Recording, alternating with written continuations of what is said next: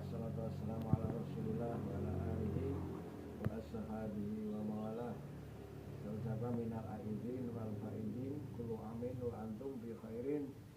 Sugeng rihatin hari raya Idul Fitri. Barangkali ada yang berkenan pada panjenengan semua. Barangkali ada kekhilafan disengaja ataupun tidak disengaja. Kami segenap keluarga, pengurus dan juru kunci Makom Mbah Nanggul mengucapkan mohon maaf lahir dan batin. Yang keduanya selawat kita lakukan kepada beliau Nabi Muhammad SAW yang mengucapkan Allahumma sholli ala sayyidina Muhammad. Mudah-mudahan kita semua diakui sebagai umatnya sekaligus besok di akhir nanti mendapat syafaatnya beliau baginda Rasulullah SAW. Amin amin Allahumma amin. Yang ketiga kalinya saya ucapkan terima kasih, selamat datang di Makom Mbah Nanggul yang pada pagi hari ini mudah-mudahan kita semua mendapat ridha Allah Subhanahu wa taala, diberi kekuatan lahir dan batin, diberi keselamatan, diselamatkan dari bala dan bahaya, cobaan, ujian, penyakit dan lain sebagainya. Kemudian adapun Mbah Nanggul yang panjenengan semua itu ketahui di sini, ini adalah Makom Mbah Nanggul. Mbah Nanggul adalah beliaunya dari pasukan atau pada zaman era kerajaan Mataram Pajang pada tahun 1587 sampai 1600. Beliaunya mendapat tugas dari kerajaan Mataram Pajang untuk menyiarkan demi syiar Islam dan demi berjuang menegakkan keadilan, memberantas kebatilan, memberantas awan-awanan pada era zaman sebelum merdeka atau pada zaman kerajaan Mataram Pajang. Dan beliau mendapat tugas karena beliau pada zaman dulu sang romonipun atau bapakipun kebetulan pada beliaunya adalah menduduki kerajaan Mataram Pajang pada zaman Mbah Pangeran Benowo. Siapa Mbah Pangeran Benowo? Mbah Pangeran Benowo adalah bapak dari Mbah Nanggul atau Mbah Pangeran Trenggalaya. Kok bisa di Tuban? Kenapa? Iya, karena Tuban, Bojonegoro, bahkan sampai Jawa Timur, Nusantara adalah pada zaman dulu adalah setelah runtuhnya kerajaan Majapahit, kerajaan pindah ke kerajaan Mataram Pajang. Karena pada zaman dulu, setelah pada era zamannya Mbah Pangeran Benowo, Mbah Pangeran Benowo itu menjadi raja hanya 1 tahun, 1557 sampai 1588.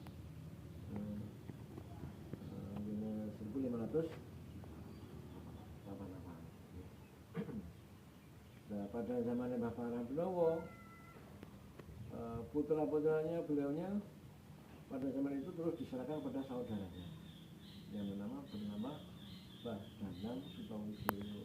Sekarang terkenal dengan nampak kerajaan, yaitu kerajaan Ngayu Jakarta Hadiningrat di Jogja itu loh sekarang. Sekarang ya Jogja dan Solo itu.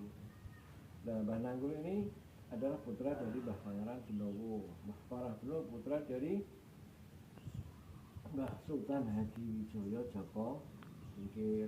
Mbah Sultan Hadiwijoyo Tingkir adalah putra Adipati Pengging. Semua itu silsilahnya kalau ke atas sampai Mbah Pangeran Brawijaya kelima atau Mbah Brawijaya Pamungkas. Nah, sekarang itu dijuluki Mbah Sunan Lawu yang ada di Gunung Lawu. Nah, Mbah Nanggul di sini kenapa kok bisa nyampe Tuban sampai ke Desa Dringu Jebulo Soko? Ini panjenengan semua tanya. Karena pada zaman dulu Mbah Nanggul atau Mbah Pangeran Trenggalaya dia mengemban tugas sebelum nyampe ke Desa Jebulo Soko, beliau ditugaskan di Madiun. Di Madiun juga ada lapak pilasnya Mbah Pangeran Trenggalaya. Setelah habis dari Madiun, beliau mendapat tugas lagi untuk mendamaikan suasana Gresik, Surabaya dan Madura. Dan di sana juga ada lapak tilasnya Mbah Nanggul atau Mbah Pangeran Trenggalaya di Astana Tinggi di Madura. Sehabis dari Madura, beliau kembali ke barat.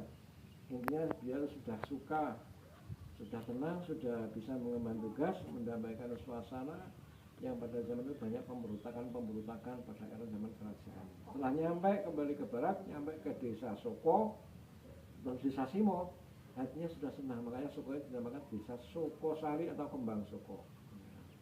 Habis itu dia kemudian dapat petunjuk, dapat hidayah dari Allah Subhanahu wa taala. Kemudian dia tahu bahwa di sini ada mata air atau sumber atau ma'ul haya.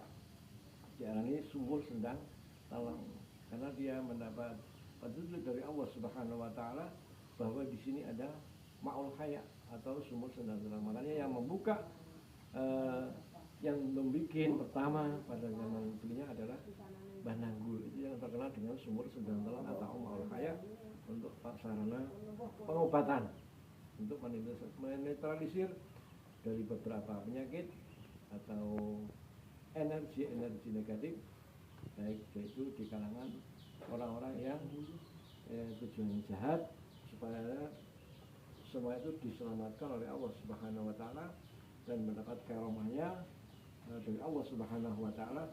Beliaunya di sini mengembang mentap di sini beserta pengikut-pengikutnya, beserta prajurit-prajuritnya, termasuk beserta saudara-saudaranya.